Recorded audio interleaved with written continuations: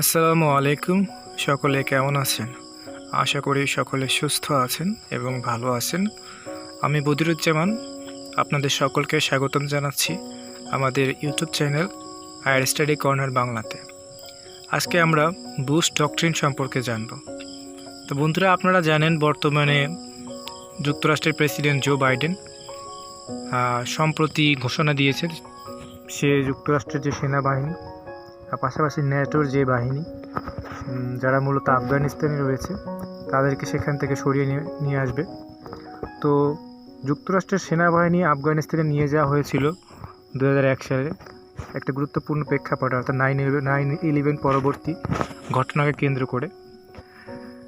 এবং এই যুক্তরাষ্ট্র যে নীতির উপর ভিত্তি করে আফগানিস্তানের তালেবান সরকারের বিপক্ষে যুদ্ধ ঘোষণা করেছিল এবং সেখানে যে ওসামা বিন লাদেনের যে আল কায়দা গোষ্ঠী রয়েছিল তাদেরকে উৎখাত করার জন্য যে যুদ্ধটি পরিচালনা করেছিল, সে যুদ্ধ পরিচালনা করার ক্ষেত্রে তাকে যুক্তরাষ্ট্রের যে নীতি, বৈদেশিক নীতি, সেখানে কিছু পরিবর্তন আনতে হয়েছিল। এবং সেই পরিবর্তন আনার ক্ষেত্রে যে বিষয়টাকে জর্জ ডব্লিউ বুশ সামনে নিয়ে আসে সেটা হচ্ছে বুশ ডক্ট্রিন। এখানে শুধুমাত্র আফগানিস্তানের বা বিশ্বব্যাপী যে সন্ত্রাসবাদ সেটাকেই ইন্ডিকেট করা হয় নাই, তা বাদেও অনেকগুলো বিষয় এখানে যুক্ত রয়েছে। তো মূল আলোচনায় আমরা এগুলো জানতে পারব। তো বন্ধুরা, আপনারা এখনও যারা আমার এই চ্যানেলটা সাবস্ক্রাইব করেন নাই, অনুরোধ থাকবে চ্যানেলটা সাবস্ক্রাইব করে দেবেন। পাশে থাকা বেল বাটনটি তো অবশ্যই ক্লিক করবেন যাতে এই ধরনের মজার মজার ভিডিওগুলো আপনারা খুব সহজে পেতে পারেন। তাহলে চলুন বন্ধুরা, আমাদের মূল আলোচনায় আমরা চলে যাই।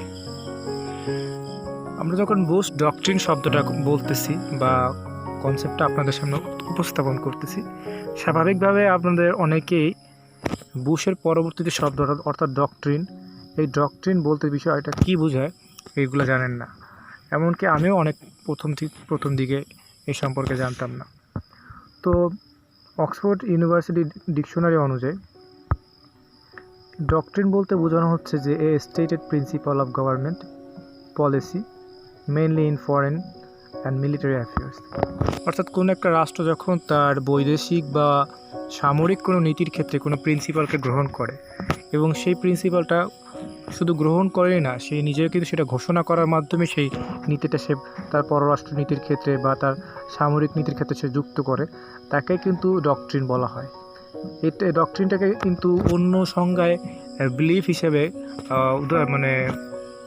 তুলনা করা হয় বা আইডেন্টিফাই করা হয়। যেহেতু আমরা আন্তর্জাতিক সম্পর্ক বা আন্তর্জাতিক রাজনীতির দৃষ্টিকোণ থেকে দেখতেছি, সেই ক্ষেত্রে ডক্ট্রিন বলতে মূলত কিছু একগুচ্ছ প্রিন্সিপালকে বোঝানো হয় যেগুলো মূলত ঘোষণা করে কোনো একটা রাষ্ট্র তার বৈদেশিক নীতিটা কীভাবে সে পরিচালনা করবে বা তার সামরিক ইচ্ছা বা সামরিক নীতিটা কোন দিক থেকে সে কোন দিকে নিবে সেগুলোকে সকলকে জানানোর জন্য বা ইন্ডিকেট করার জন্য। যেমন আমরা উদাহরণ এখানে দেখতে পারি যে ট্রুম্যান ডক্ট্রিন, বা আমরা যদি তার আগে যাই সেখানে আমরা দেখতে পারি মনরো ডক্ট্রিন। অর্থাৎ ডক্ট্রিন এই কথাটাকে একটা রাষ্ট্র তার বৈদেশিক নীতিতে ব্যবহার করতে পারে, এই উদাহরণটা শুধুমাত্র আমরা যুক্তরাষ্ট্রের ক্ষেত্রেই দেখতে পাই। অর্থাৎ যুক্তরাষ্ট্রের অনেকগুলো ডক্ট্রিন রয়েছে তাদের পররাষ্ট্র নীতিকে পরিচালনা করার ক্ষেত্রে। সেই 1980-এর দশকে সেই 19বিংশ শতাব্দীতে তার যে মনরো ডক্ট্রিন, পরবর্তীতে আপনার ট্রুম্যান ডক্ট্রিন এবং 2021 শতাব্দীর শুরুতেই যে তাদের যে বুশ ডক্ট্রিন, এগুলো কিন্তু তার যে পররাষ্ট্রনীতি সেটাকে কিন্তু অনেক বৈচিত্র্যময় করেছে এবং তাদের যে পররাষ্ট্রনীতিকে বাস্তবায়ন করার জন্য যুক্তরাষ্ট্রের যে ধরনের কার্যক্রম বা অ্যাক্টিভিটি সেগুলোকে কিন্তু নিয়ন্ত্রণ করেছে। তো আমরা আজকে মূলত এই বুশ ডক্ট্রিন বিষয়টা সম্পর্কে জানতে চাব। তো যে প্রেক্ষাপট নিয়ে বুশ ডক্ট্রিনটা সামনে এসেছিল সেটা হচ্ছে 9/11। আমরা অনেকেই এই ঘটনা সম্পর্কে জানি। 2001 সালে সেপ্টেম্বর মাসের 11 তারিখ যখন যুক্তরাষ্ট্রের মেইনল্যান্ডে অর্থাৎ ভূমিতে যে সন্ত্রাসী হামলা হয় এবং সেই হামলার দায় স্বীকার করে আল কায়দা। তো যুক্তরাষ্ট্রের মেইনল্যান্ডে তাদের রাষ্ট্র সৃষ্টির পর থেকে, অর্থাৎ রাষ্ট্র প্রতিষ্ঠার পর থেকে কিন্তু সবচেয়ে বড় বৈদেশিক হামলা ছিল এইটাই। তো এই হামলার পিছনে যারা ইন্ধন ছিল বা যারা মূলত ওতপ্রোতভাবে জড়িত ছিল তারা হলো সন্ত্রাসী গ্রুপ অর্থাৎ আল কায়দা। তো ইউএস মিডিয়া বা ইউএস মানে পলিসি মেকার সকলে কিন্তু এই আল কায়দাকে উৎখাত করার জন্য তারা কিন্তু অনেকগুলো নীতি গ্রহণ করেছিল, এবং তখন যুক্তরাষ্ট্রের যে ডোমেস্টিক অর্থাৎ সাধারণ যে নাগরিক তারাও কিন্তু যুক্তরাষ্ট্রের নিজ ভূখণ্ডে এই ধরনের হামলাকে চরম নিন্দা প্রকাশ করেছিল, এবং তারা কিন্তু এই বিদেশি শক্তিকে প্রতিহত করার জন্য যুক্তরাষ্ট্রের তখনকার সরকার ছিল জর্জ ডব্লিউ বুশ, তাকে অনেকভাবে প্রেশারাইজ করতেছিল। তো এই জর্জ ডব্লিউ বুশকে যখন ডোমেস্টিক্যালি অনেক ধরনের প্রেশারের সম্মুখীন হতে হয়, তো তখন কিন্তু একপাক্ষিকভাবে জর্জ ডব্লিউ বুশ তার বৈদেশিক নীতিকে পরিবর্তন বা তার মিলিটারি ক্ষেত্রকে পরিবর্তন করার একটা সুযোগ পেয়ে যান, এবং সেই ক্ষেত্রে যুক্তরাষ্ট্রের অন্যান্য যে সকল ডক্ট্রিনগুলো রয়েছে, যেমন বললাম মনরো ডক্ট্রিন বা ট্রুম্যান ডক্ট্রিন, এই ডক্ট্রিনগুলোর থেকে কিন্তু আলাদা ধরনের একটা নতুন ডক্ট্রিন তৈরি করে বুশ।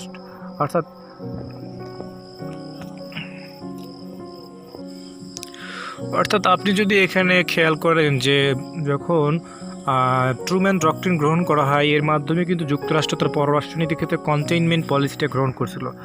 কন্টেইনমেন্ট পলিসি অর্থাৎ ছিল তখনকার যুক্তরাষ্ট্রের যে বড় প্রতিদ্বন্দ্বী সোভিয়েত ইউনিয়ন তাকে কোণঠাসা করে রাখা সামরিক এবং অর্থনৈতিক উভয় দিক থেকে, কিন্তু ইনডাইরেক্টলি অর্থাৎ সামরিক কোনো সংঘাতে সরাসরি না জড়িয়ে অর্থাৎ প্রতিপক্ষকে ঘায়েল করার ক্ষেত্রে প্রক্সি বিভিন্ন যুদ্ধ সংগঠন করা বা বিভিন্ন রাষ্ট্রগুলো, যদি আমরা সামরিক ক্ষেত্রের কথা বলি ট্রুম্যান ডক্ট্রিনে, সেখানে আমরা ডমিনো থিওরির কথা জানি, যার মাধ্যমে যে সকল রাষ্ট্রগুলোর সরকার সোভিয়েতপন্থী হতে পারে, সে সকল রাষ্ট্রের সরকারকে উৎখাত করার জন্য অন্য যে বিপক্ষ দলগুলো ছিল সেই রাষ্ট্রে তাদেরকে সামরিক দিক থেকে সহায়তা করা। বা আমরা যদি দেখি যে পূর্ব ইউরোপে রাষ্ট্রগুলো বা অন্য যে সকল রাষ্ট্রগুলোতে সোভিয়েতের পন্থী মনোভাব তৈরি হতে পারে, সেই সকল ক্ষেত্রে প্রচুর পরিমাণে অর্থনৈতিক সহায়তা দেওয়া, যেমন আমরা মার্শাল এইডের কথা জানি, যুদ্ধ পরবর্তী ইউরোপকে পুনর্গঠনের ক্ষেত্রে সাহায্য করেছে। তো অর্থনৈতিক দিক থেকে বা সামরিক দিক থেকে কিন্তু কোন সোভিয়েত ইউনিয়নের প্রাধান্যকে কোণঠাসা করে রাখার জন্যই কিন্তু কন্টেইনমেন্ট পলিসিটা গ্রহণ করা হয়েছিল, এবং এটা ছিল মূলত ট্রুম্যান ডক্ট্রিনের মূল কথা। কিন্তু আপনি যদি যখন বুশ ডক্ট্রিন সম্পর্কে জানবেন, সেখানে আপনারা দেখতে পাবেন যে এখানে যুক্তরাষ্ট্র তার প্রতিপক্ষকে ঘায়েল করার জন্য সরাসরি সামরিক সংঘাতে জড়াতে সুযোগ পেয়েছে, অর্থাৎ তার ডোমেস্টিক যে সাপোর্ট সেটা পেয়েছে। অর্থাৎ এখানে সে ইনডাইরেক্টলি কোনো প্রক্সি ঘটাতে যাচ্ছে না, সে তার নিজস্ব সেনাবাহিনীর মাধ্যমে যুক্তরাষ্ট্রের যে স্বার্থ, ন্যাশনাল ইন্টারেস্ট, সেটা সে হাসিল করতে পারবে। এবং ট্রুম্যান ডক্ট্রিনের মূল উদ্দেশ্য যেমন ছিল প্রতিপক্ষ সোভিয়েত ইউনিয়নকে কোণঠাসা করে রাখা, এই বুশ ডক্ট্রিনের মূল উদ্দেশ্য কিন্তু ছিল, যেটাকে বললাম যে একটা সন্ত্রাসী মুক্ত বিশ্ব গড়ে তোলা, যেখানে সকলের যে সার্বিক নিরাপত্তা সেটা বাস্তবায়িত হবে। এটা ছিল বুশ ডক্ট্রিনের অন্যতম মূল উদ্দেশ্য এবং তার রাষ্ট্রে অর্থাৎ মার্কিন অধিবাসীদের মূল আকাঙ্ক্ষার জায়গা। কিন্তু যুক্তরাষ্ট্রের যে এই সন্ত্রাসমুক্ত রাষ্ট্র গড়ার জন্য বা বিশ্ব গড়ার জন্য যে তাদের একপাক্ষিক যে সকল পদক্ষেপ বা সরাসরি সামরিক মানে অভ্যুত্থান বা ইনভেশন, এটা কিন্তু যেহেতু স্নায়ুযুদ্ধ পরবর্তীকালীন সময় দীর্ঘকাল যুক্তরাষ্ট্রের একটা একপাক্ষিক ক্ষমতা ছিল, অর্থাৎ যেটাকে আমরা ইউনিপোলার ওয়ার্ল্ড বলতে পারি। যখন একবিংশ শতাব্দী থেকে শুরু হয়, তখন কিন্তু ইউনিপোলার থেকে কিন্তু পৃথিবী ধীরে ধীরে মাল্টিপোলারিজমের দিকে বা বহুপাক্ষিকতার দিকে যাচ্ছিল। ঠিক সেই ক্ষেত্রে বিভিন্ন যে পাওয়ারগুলো, বিশেষ করে ইউরোপীয় ইউনিয়ন বা অন্য সকল পাওয়ারগুলো অনেক ক্ষেত্রেই কিন্তু যুক্তরাষ্ট্রের এই একপাক্ষিক সিদ্ধান্তকে কিন্তু সমালোচনা করতেছিল। বিশেষ করে আমরা যদি ইউরোপের ক্ষেত্রে তাকাই, সেখানে জার্মানি, ফ্রান্স বা অন্য অনেক ইউরোপীয় ইউনিয়নভুক্ত রাষ্ট্রগুলো কিন্তু সরাসরি যুক্তরাষ্ট্রের এই ধরনের প্রত্যক্ষ সামরিক অভ্যুত্থানকে কিন্তু প্রত্যাখ্যান করেছে এবং চরম মাত্রায় তারা নিন্দা করেছে। তো বন্ধুরা, এই যে বুশ ডক্ট্রিন, এটাকে মোট 4টা অংশে ভাগ করছেন স্কলার্সরা। তার প্রথমেই রয়েছে গণতন্ত্রের যে স্প্রেড আউট, অর্থাৎ বুশ ডক্ট্রিনের মাধ্যমে প্রেসিডেন্ট বুশ মূলত আফগানিস্তানের যে সরকার ছিল তাকে আইডেন্টিফাই করেছে। সে সরকার হচ্ছে সন্ত্রাস সমর্থিত সরকার, অর্থাৎ আল কায়দাকে এবং তালেবানকে সেখানকার সরকার থাকতে দিয়েছে এবং সেই সরকারকে উৎখাত করার মাধ্যমেই সন্ত্রাসবাদের যে মূল যে জায়গাটা সেটা উৎখাত করা সম্ভব হবে এবং দেশের গণতন্ত্র যখন থাকবে তখন সন্ত্রাসবাদ বিস্তারেরও পথটা রোধ পাবে। এই বিষয়গুলোকে সামনে নিয়ে কিন্তু এই যে বুশ ডক্ট্রিন সেটাকে করা হয় এবং তাদের আফগানিস্তানের এই দীর্ঘ যে সামরিক যে হস্তক্ষেপ বা সামরিক শাসন বলতে পারি আমরা, মানে পরোক্ষভাবে সামরিক শাসন বা সামরিক দখল, তার অন্যতম একটা কারণ কিন্তু ছিল সে আফগানিস্তানের গণতন্ত্র প্রদান করা। পরবর্তীতে যখন ইরাক দখল করে যুক্তরাষ্ট্র, তারও কিন্তু অন্যতম উদ্দেশ্য ছিল ইরাকের যে প্রেসিডেন্ট সাদ্দাম হোসেন, সে একনায়কতান্ত্রিক প্রেসিডেন্টকে ক্ষমতা থেকে সরিয়ে সেখানে গণতান্ত্রিক একটা সরকারকে প্রতিস্থাপন করা। এবং যারা স্কলার্স রয়েছেন তারা এখানে মূলত বলেছেন এই যে স্পিড অফ ডেমোক্রেসি যে মূলনীতিটাকে বুশ ডক্ট্রিনের অন্যতম বড় জায়গা দেওয়া হয়েছে, সেখানে এই গণতন্ত্রটা প্রতিষ্ঠা করার ক্ষেত্রে ফোর্সকে ব্যবহার করা হয়েছে, অর্থাৎ মিলিটারি ফোর্সকে মূলত যুক্তরাষ্ট্র ব্যবহার করেছে, যেটা একটা নজিরবিহীন ঘটনা। দ্বিতীয় যে পিলারটা এই বুশ ডক্ট্রিনে রয়েছে সেটা হচ্ছে সবচেয়ে গুরুত্বপূর্ণ, তা হচ্ছে থ্রেটস অ্যান্ড প্রিভেন্টিভ ওয়ার্স। অর্থাৎ যুক্তরাষ্ট্র যখন 9/11 সন্ত্রাসী হামলার শিকার হয় তখন বুশ অ্যাডমিনিস্ট্রেশন সমগ্র দেশব্যাপী বিভিন্ন মিডিয়া প্রচারণার মাধ্যমে সকলকে এইটা বলতে সক্ষম হয় যে এই ধরনের যে আমাদের ভূখণ্ডে যে ধরনের আক্রমণ ঘটেছে, এই ধরনের আক্রমণ ঘটার পিছনে অন্যতম কারণ হচ্ছে আমরা এই ধরনের যে দুষ্কৃতিকারী বা সন্ত্রাসী গোষ্ঠী এদেরকে আমরা বৃদ্ধিতে আমরা সাহায্য করেছি, অর্থাৎ এদের যে মূল যেখান থেকে এদের সৃষ্টি হয়েছিল সেইটাকে আমরা প্রথমেই ধ্বংস না করে এদের বিস্তার হওয়ার ক্ষেত্রে আমরা সাহায্য করেছি, তার ফলে আজকে আমাদের রাষ্ট্র আক্রান্ত হয়েছে। তো সেই ক্ষেত্রে কি করতে হবে, সেই ক্ষেত্রে বুশ অ্যাডমিনিস্ট্রেশন বলেছে যে আমাদের প্রিএমটিভ অ্যাকশনে যেতে হবে, অর্থাৎ কোনো একটা প্রতিপক্ষ যারা আমাদের রাষ্ট্রের স্বার্থ বিরোধী, আমাদের রাষ্ট্রের নিরাপত্তার ক্ষেত্রে হুমকি স্বরূপ, তাদেরকে তাদের শক্ত অবস্থানে যাওয়ার পূর্বে আমাদের ধ্বংস করতে হবে। এবং সেই বিষয়টাকে কিন্তু বুশ ডক্ট্রিনের সবচেয়ে বড় জায়গা দেওয়া হয়েছিল এবং তার ফলেই কিন্তু 9/11 পরবর্তীতে যখন আফগানিস্তানে হামলা চালানো হয় তখন কিন্তু আন্তর্জাতিক মহলের যে একটা বড় সমর্থন দরকার পড়ে, সেই সমর্থনটা কিন্তু না নিয়ে শুধুমাত্র নিজের রাষ্ট্রীয় নিরাপত্তা স্বার্থে বা রাষ্ট্রীয় অন্য যে কোনো স্বার্থে যুক্তরাষ্ট্র যে বুশ ডক্ট্রিনের মাধ্যমে এই সামরিক যে অভিযান সেটা চালায় এবং পরবর্তীতে আফগানিস্তান এবং পরবর্তীতে ইরাক দখল করে।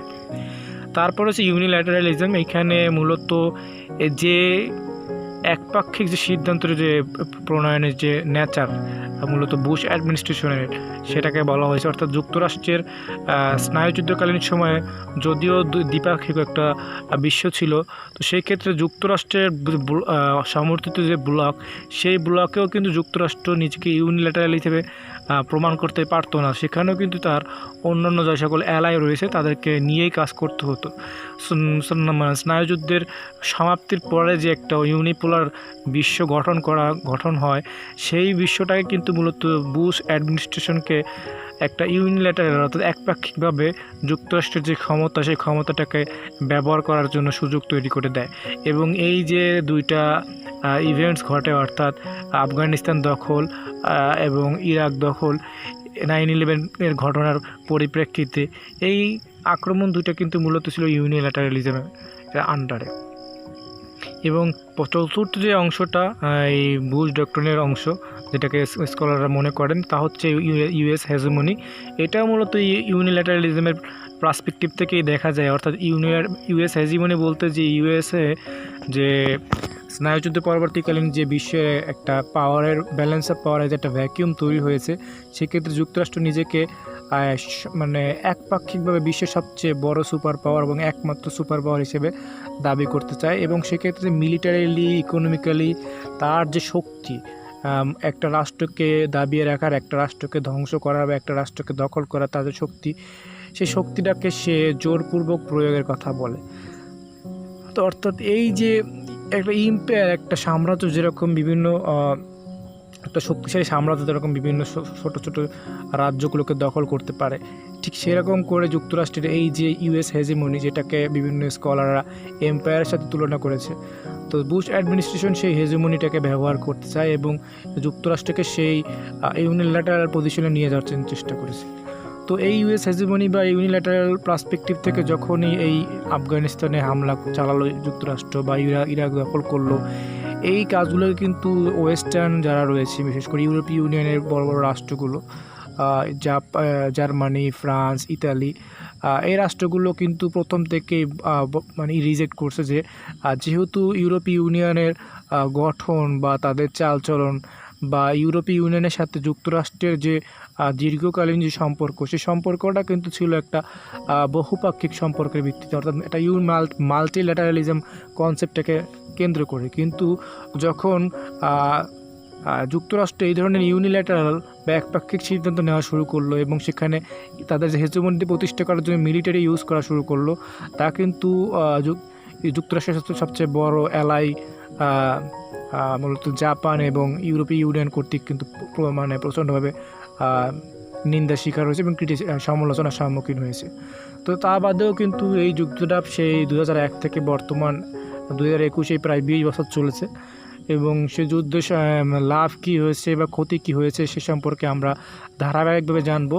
তো আমরা আজকে জানার চেষ্টা করলাম যে বর্তমানে যে যুক্তরাষ্ট্রের প্রেসিডেন্ট জো বাইডেন সামরিক যে সৈন্যদের সরিয়ে নিয়ে আসবে আফগানিস্তান থেকে, হয়তো কিছুদিন পরে ইরাক থেকেও নিয়ে আসবে। তো এই সরিয়ে আনার পিছনে যে মূল কারণটা, সেই কারণটা সম্পর্কে আমরা জানবো এবং এই সামরিক শক্তিটাকে প্রথম ব্যবহার করছিল যে নীতির মাধ্যমে বুশ ডক্ট্রিন, সেই নীতি সম্পর্কে আজকে আমরা জানলাম এবং আমরা ধীরে ধীরে প্রত্যেকটা অংশ, বিভিন্ন প্রেক্ষাপট, বুশ প্রশাসনের সময়টা, বারাক ওবামা প্রশাসনের সময়টা, ট্রাম্প প্রশাসনের সময় এবং বর্তমানে জো বাইডেনের বিভিন্ন মূলনীতি, এগুলো সম্পর্কে জানবো।